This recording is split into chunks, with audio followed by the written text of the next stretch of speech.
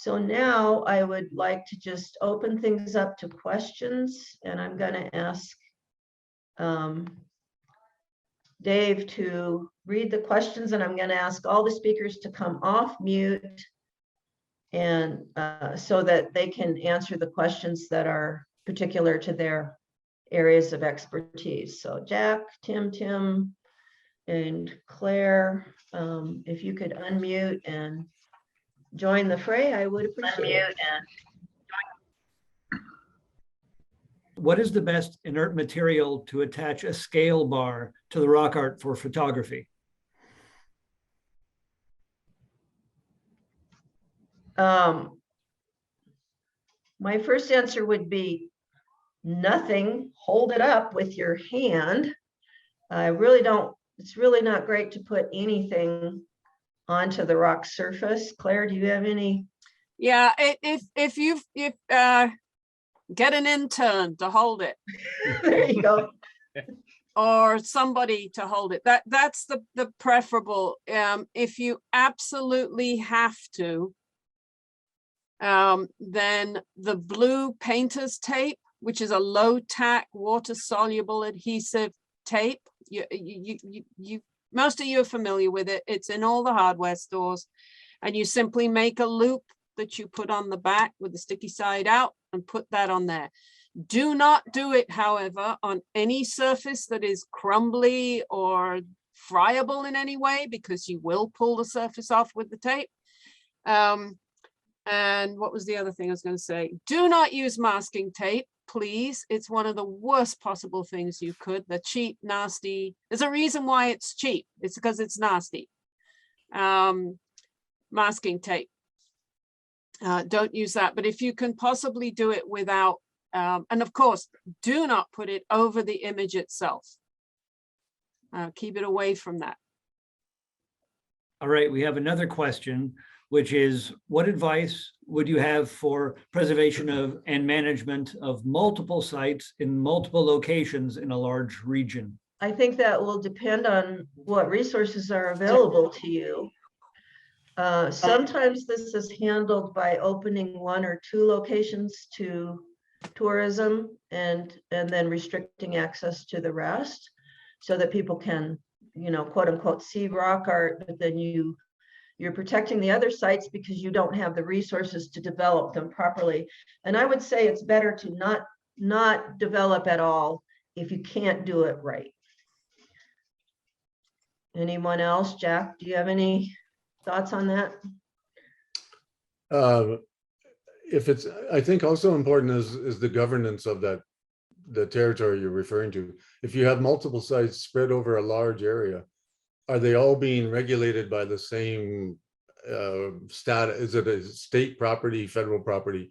Is it a mixture of private land ownership? That's going to make a big deal in terms of how you manage that. Let's assume that it's perhaps under one management, let's say state.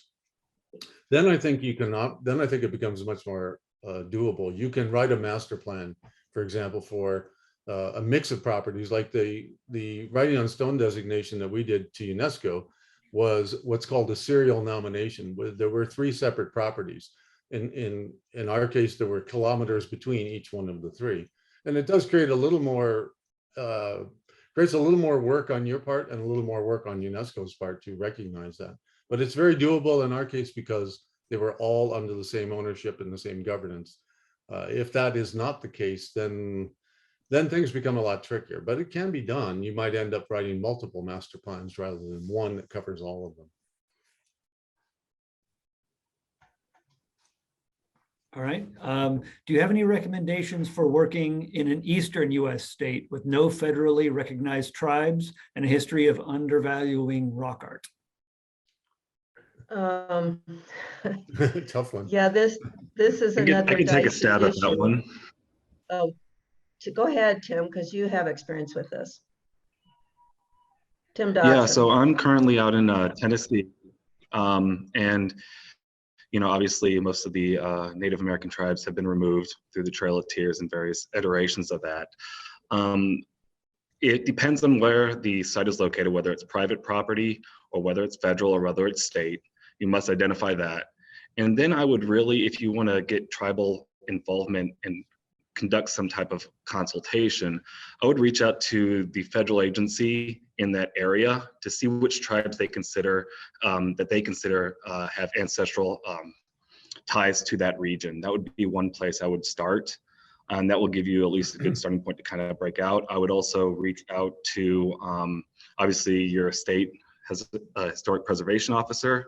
That's always a good, location to look at. And then maybe they might know of a university professor conducting some research. But really, as far as like consultation, especially in the Southeast, it's really important to kind of consider and do your homework of which tribes that were removed have ancestral territory claims to that area, and kind of go from there for consultation purposes. And then obviously, as most people know, every state has different state laws that can be applicable to state property and other type of public properties that may occur in the state not under federal jurisdiction. So that's where I would start, especially here in the Southeast. Jack, is there an equivalent to a state historic preservation office and tribal historic preservation offices in Canada? Mostly for government, yes. Every province and every territory in the country will have a regulatory archaeological office. And so they have professional archaeologists that regulate the conduct of archaeology in each of the territories and the provinces. But not all of them, I can't say that all of them will have a tribal equivalent. Some do now. British Columbia is very active. Alberta is getting more active. I presume Ontario and Quebec because of the size and the population, but I can't speak for like Prince Edward Island and Nova Scotia. I don't know all of the provinces. And of course, some of them have more active Indigenous groups. The Indigenous people of Newfoundland were eradicated, and Mi'kmaq have recently moved back in and claimed some jurisdiction, but the Indigenous tribes to Newfoundland don't exist anymore. So it varies across the country as to tribal offices, but all of Canada has quite active and strong legislation and offices that regulate archaeology, which includes rock art in every territory and province. All right. Do you have any advice or experience in managing rock imagery sites in federally designated wilderness or otherwise extremely remote or hard to access sites? Well, their inaccessibility is a blessing. That's Yeah. management right there.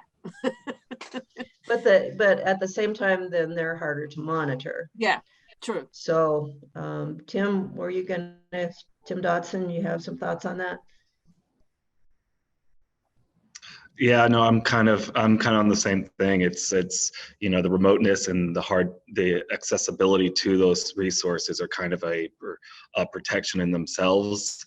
Obviously, out here in the Southeast and the East, less things qualify as that, since everything's right on top of each other. Especially, let's say the Blue Ridge Mountains or Appalachian Trail area, you always have those access points, and people aren't necessarily following the rules.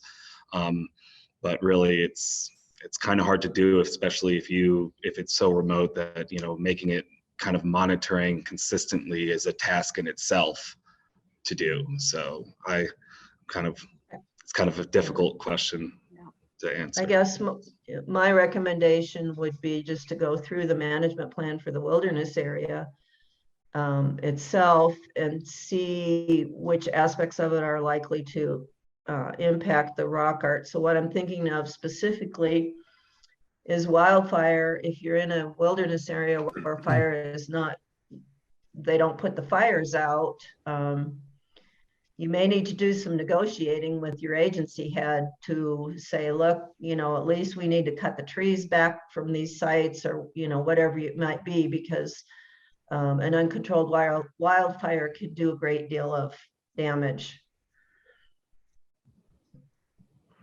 In Canada, of course, we have quite a few quite remote and inaccessible rock art sites, given that it's such a huge country with a relatively small population. And places, we don't have much rock art in the Arctic and subarctic. There's 2 or 3 sites on record, and that's it. But we have massive amounts throughout the rest of the country, thousands of sites. And some of them are extremely remote, extremely hard to get to. That, as Claire said, and others, that is a form of protection in its own right. But it does put an onus on managers to try and get to these sites occasionally to further document them and to monitor the stages of visitation or natural erosion or impacts. And that's the hard part, is typically getting the resources. That's coming out of 40 years in government, where my job was to try and shepherd all these things that had to be done. The hardest part was getting time to get to remote and inaccessible places by horseback, by helicopter, by jet boat, whatever it took to get to them. I could not do that very regularly, and so that we didn't have the luxury of yearly photos and tracings and things like that. We're lucky if we got in every decade or two to some of these very remote sites. And really that hasn't changed. In fact, it varies greatly with government. We have governments that are extremely conservative, fiscally very full of restraint, and essentially no money to even drive a truck anywhere.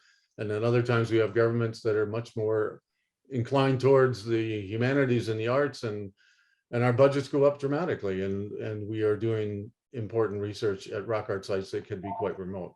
So there's no set pattern to it. It varies, but resource availability is a key in terms of dealing with sites that are very remote. Do you have any advice for advocating for Indigenous communities that lack representation in local state parks in reference to interpretive materials and protection of sacred sites? I hesitate to tell Indigenous communities what to do, but I will say that there's nothing to prevent them from getting vocal and getting involved. And you know, there's been such a seismic shift since I started in archaeology, where it was fully colonialist, as Tim Urbaniak would say, to now where it is a lot more of a partnership. And I'm not trying to gloss things over. We still have a long way to go. But I think, you know, one of the things I do as chair of the Conservation Committee for ARARA, I go through the Federal Register every night and identify projects that may be affecting rock art sites. And for example, if there's a big power line or something, and it's going to be near a rock art site, I myself will contact the tribal historic preservation officer and just say, hey, did you see this one? You might want to take a look at it. They may or may not want to comment, but you know, that's sometimes I think they get overwhelmed and busy, and it's easy to miss some of the federal undertakings, which at least are the ones we know about. You know, if it's on private land, that's a lot trickier. It's really going to depend on the attitude of the landowner. I think what I'm just looking at that question. Was the question also us advocating on behalf of Indigenous communities? That's how I interpreted the question. Did I misinterpret it? Because that is obviously a personal thing. I in my practice believe in advocating for the involvement of Indigenous communities. And in fact, I will not work on something where communities have not been at least consulted and contacted. That's just a principle I work on. I won't go near them otherwise. Yeah. So I don't know, maybe I misinterpreted the question. I don't know. No, I think you make an excellent point there. There's a difference between advocating for the involvement of Indigenous communities, which we all should be doing, and yeah, you need to develop those relationships as best you can, as opposed to advocating on behalf of, which is a whole different thing.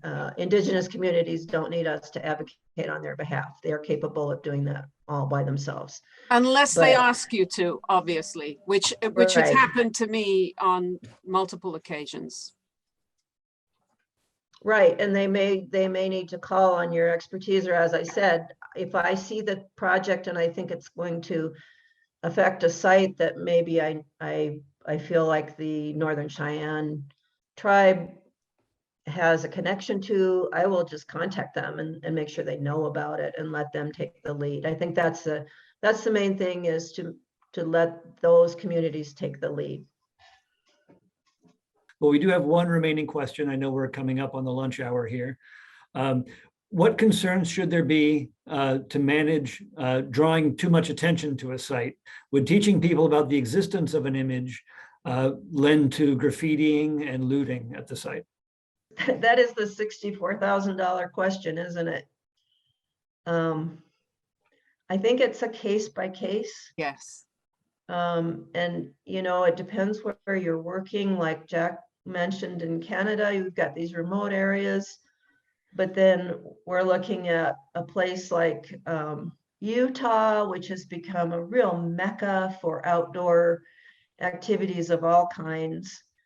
And it's and some of the national parks as well. They're just it's just really hard to manage the number of people who want to go there and see things. Again, I think it depends on your resources, what you're going to be able to do. And there's a lot of people who are not going to be satisfied with viewing a video. They're going to want to go there in person. That's something about human nature. So I don't have any easy answers on that. I'd be interested to hear what the others have to say. I've seen it work both ways, which underlines your point, Linnea, that it's like on a case-by-case, site-by-site basis. A lot seems to depend on your location. In my experience, I've found sometimes when you try to interpret a site, or in whatever way you draw attention to the site, in places that are closer to urban areas, you tend to get potentially more problems than you solve.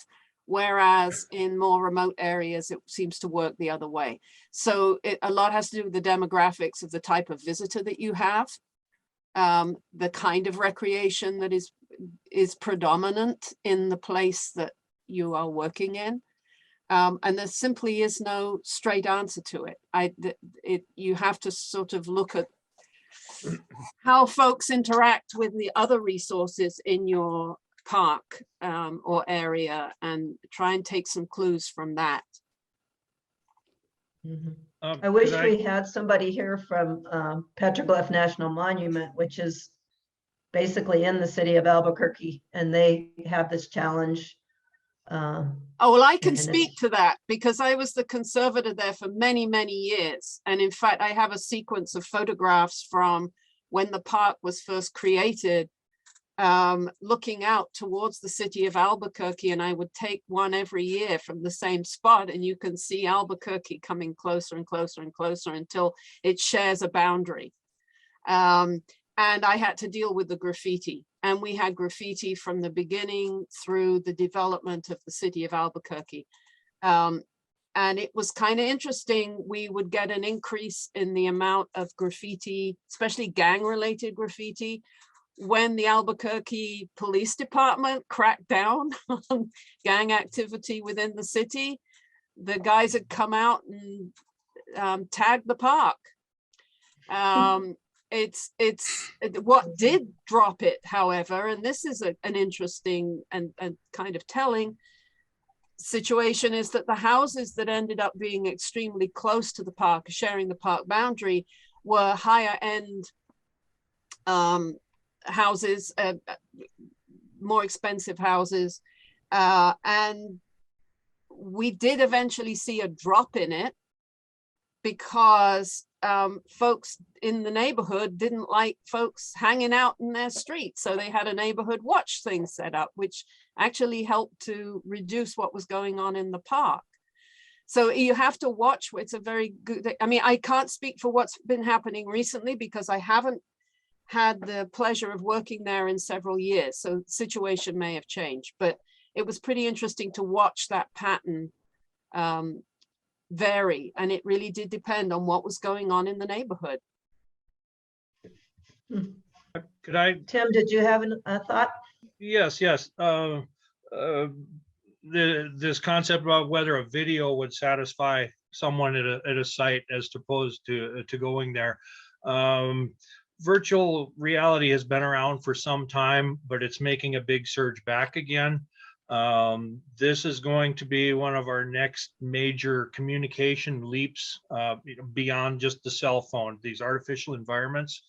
And these technologies are already available to create virtual representations of these sites. And it's a step beyond a video to be able to put people in an immersive environment in this site. And this kind of ties back to this question about the wilderness as well. We do have wilderness areas in Montana. In the South Central, we have the Beartooth Absaroka Wilderness. Really no rock art in that area. I'm sure there's some somewhere, but it's of yet undiscovered. But there is a lot of remote country that is not considered wilderness where there are things. And in those cases, both for researchers and for these government agencies, a very, very important part of that is networking with the local people. In a majority of these, or many of these cases, you know, they have grazing out on that. They have a family history of riding that country on horses. They know where things are. And so this networking becomes a very, very important part of the management of those sites. All right, we have one more question we wanted to squeeze in before lunch. I thought it was important that Shelley Whiskey is able to ask the question directly. So Shelley, if you want to unmute your mic, you can speak. Thank you. White Shelley Whiskey Resquest, Shikwapinka, the Kamipla Te Kastalnik, Pasakla Hatyaka. I'm of the Shuswap Nation, the Shuswap Lakes, the Shuswap Nation in BC, Canada, and elected official counselor with Adams Lake Indian Band. I'm working on a landmarks project with the 4 local bands, elders, and youth. We're creating sculptures with accompanying storyboards to be put up in key highly visited areas. Nothing like this exists outside of our neighbor and bands resort, where they have a really good interpretive plan tours. They recently had a fire, so there's really nothing off reserve. So, and then through this process of putting up these landmarks in the images of our coyote pillars, they look like a balancing rock. They're natural geographic formations. They're also, they have stories, ceremonies, songs attached, place names, and certain responsibilities to those areas, as well as some of the pictograph sites. So the elders were worried that once these big sculptures go up downtown Salmon Arm, downtown Chase, you know, in these big cities, small cities, the real ones might get destroyed. Some people might treasure hunt. So I'm looking for funding right now. I'm trying to figure out the process. This has been just amazing information. So I'm capturing as much as I can. But I just wanted some advice on how to move forward. We know, we don't know how many. We know that there's key ones that are being destroyed. There's actually video of visitors chipping out of the living rock. And because a lot of them are on water sites, they fall into the water. So they're not even able to get them for their coffee table, which is, I'm guessing, what they're doing with them. The information is simply being lost. I have not even met with my elders yet on this officially, waiting for funding to come in to get some secretariat to assist. But what would your advice be? So the Shuswap Lakes region is a pretty large region. It's about 150 kilometers of lake. And then the Adams Lake is about a half an hour drive, and it takes about 3 hours to drive the entire lake, boat it as well. A lot of these are remote sites, which we're glad are not sharing any information. But how would you what would be your advice to move forward? Funding for a task force, a committee of experts and elders. So I just want to put it out there that it's a lot of different sites in a kind of a big, large region. Thank you. Wow. I just jump in, Shelley, and ask, is this, are these resources inventoried right now? Like, do you know, are they still being found? Do you know where all of them are? Are they mapped? Are they recorded in any way? So some of them are. There's a local expert who has been photographing them for about the past 15 years and researching at the different archives, both the Royal BC Museum and the local museums. So she's shared all that information with me. Her and I will be meeting soon. We want to look at the damage in the last 100 years. Some have not been damaged at all. They have like a patina on it. I'm learning all about all this stuff. But there's been no studies, no, like as far as I can tell, no dissertations on this area. There's quite a bit on the coastal area, the Northwest Coast culture. But my nation was pretty adamant that, you know, any researchers coming in, you know, we're kind of just, we put a pause to that.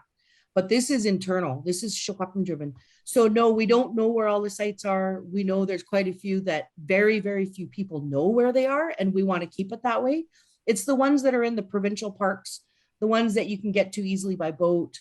I'm thinking 30 to 50 sites, panels in fairly close proximity to each other, but still spread out within those two lakes.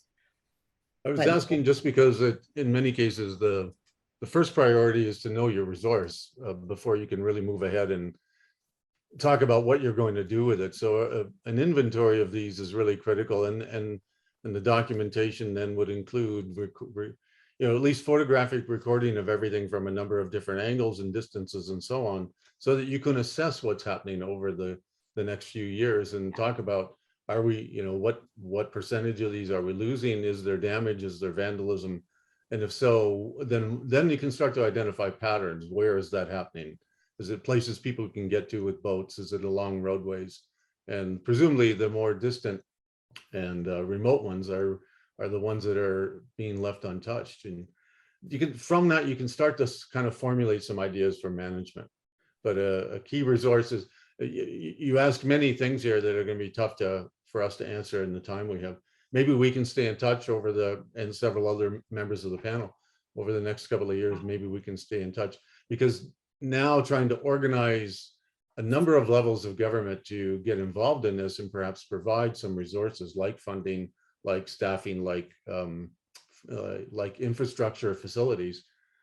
That's going to be a big chore to write that up and start to make pitches to the various representative authorities, like, you know, starting with the provincial government, probably for, you know, you have good laws in British Columbia for protection of historical resources. Certainly, if anybody is caught damaging these things, they can be prosecuted. Yeah, I agree with everything that's been said. And you mentioned trying to find funding.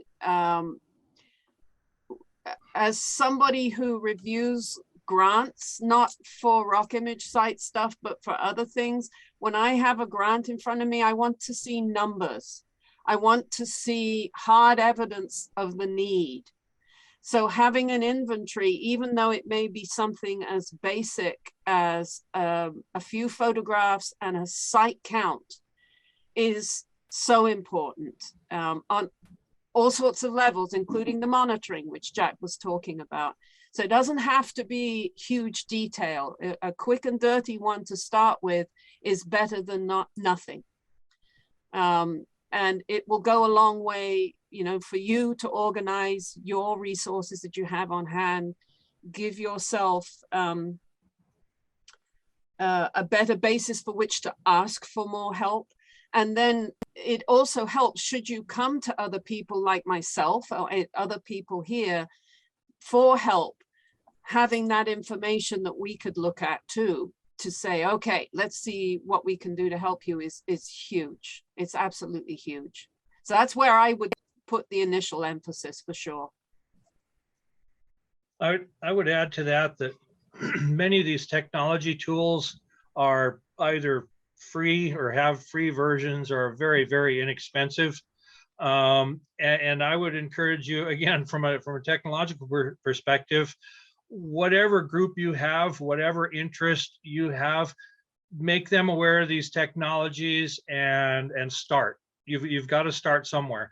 And believe me, fairly shortly, experts or leaders on different technologies will emerge out of your group. People will get used to some of them, and you'll see who the leader is pretty quick. Okay, Cook's Jam, thank you very much. Just on a side note, I'm doing my Master of Arts in Interdisciplinary Studies with a major project on either a management plan or something around tourism and how tourism can protect these sites. We don't have anything like that in my region of the Shipwapin Nation, which is quite large. We're 5 of 17 bands in this region. So I would be very interested in looking at how I could do an internship that would be starting in early 2024 to do hands-on. At that time, I will no longer be on council unless they really, really, really want me on council. It takes a lot of energy. And my passion is really to move this forward. But having said that, if I need to stay on in a position of power to move this forward, I will. But yeah, thank you. And yeah, if I can reach out to some of you to look at some type of internship, if I can. Cook's Jam, thank you. Thank you. Shelley, I would suggest you take a look at that first Getty Conservation Institute publication. It's super long. It's like 700 pages, but it's got a lot of little case studies of exactly what you're talking about. I think you'll find it helpful. Cook's Jam. All right, I know we're running a little late. We did have one more question come in on the chat, if you guys are willing to answer. The question was, how would you handle a site where a tribe has specifically said they do not want interpretation or development? However, the site's been receiving increasing visitation due to word of mouth, articles, blogs, etc. The site is easily accessed and well known by the local community with a substantial user-created trail. The site has been increasingly vandalized with the increase in visitation. Very familiar story. Yeah, first of all, is there a way to limit access? If not, you know, carrot and stick, you educate people and you prosecute people that are damaging the site, you know, and get publicity. And this is one thing that drives me crazy with federal agencies, because they will settle these vandalism cases out of court and allow there to be a non-disparagement clause. Don't do that. The best thing you're going to gain out of these prosecutions is publicity. So don't give that part up. As far as if it's just a matter of the Indigenous community doesn't want interpretive material, you can put a sign there that says this place was important to people. You can leave it at that. Tim knows all about 3D printing. You can scan that petroglyph and print it out in plastic or some material and put that on the sign, and the person can feel what it feels like without touching the rock. I mean, there's a lot of options that do not involve you know, like I'm that white person that really likes to know what this stuff means, but you don't have to go that direction.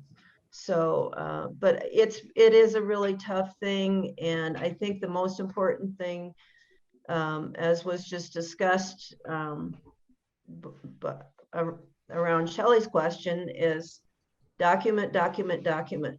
You've got to go in there. You've got to photograph the graffiti. You've got to photograph every rock surface, so that when the new graffiti shows up, you can document that it wasn't there before, and work with your law enforcement. And then at the same time, try and do public education. You know, we've got Facebook, we're working against Facebook, but we're working with Facebook, because most people do not support vandalism of public sites. So I think maybe we should quit here. We're really running over. Can I add one quick thing, Yes. Linnea? First. I think I know where Deborah is located.